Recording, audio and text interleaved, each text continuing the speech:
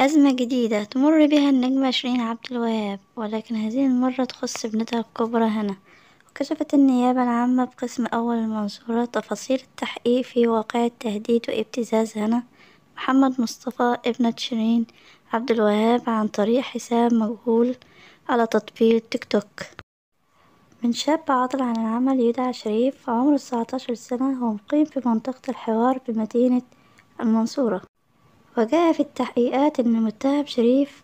استحوذ على صور وفيديوهات خاصة بالمجني عليها الطفلة هنا محمد مصطفى 12 سنة، وهددها بنشر تلك الصور والفيديوهات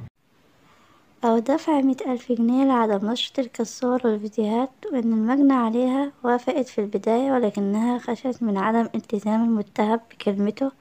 ونشر الفيديوهات والصور الخاصة.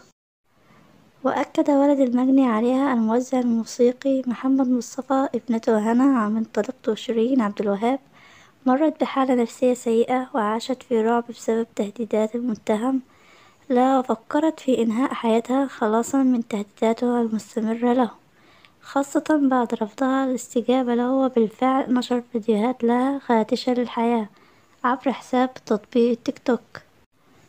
وأكد والد هنا محمد مصطفى أنه علم بالواقع من المدرسة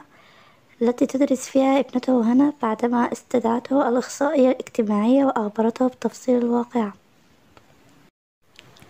وتمكنت النيابة العامة من ضبط المتهم وعثرت حوزته على هاتفه المحمول الحساب مرتكب الواقعة، وبفحصه عثر به على دلائل على ارتكاب المتهم للواقعة ومجاهدته بالتهم المنسوبة إليه، وهي ابتزاز ابنة شيرين عبد الوهاب. وأقر ملكيته للهاتف المحمول المضبوط بارتكابه الواقعة على النحو الوارد بمحضر التحريات، وأنه تعرف على المجني عليها من خلال مواقع التواصل، وتحصل على صور ومقاطع الفيديو الخاصة بها من شبكة الإنترنت الدولية، وقام بزيادة ذلك بتهديدها وابتزازها بنشر تلك الصور، وطلب مبلغا ماليا مقابل عدم التشهير بها والإساءة لسمعتها بقصد التحصل منها على مبلغ مالي. وإنها عندما لم تستجيب قام بنشر بعض الصور على التيك توك لإجبارها على الاستجابة لتهديداتها.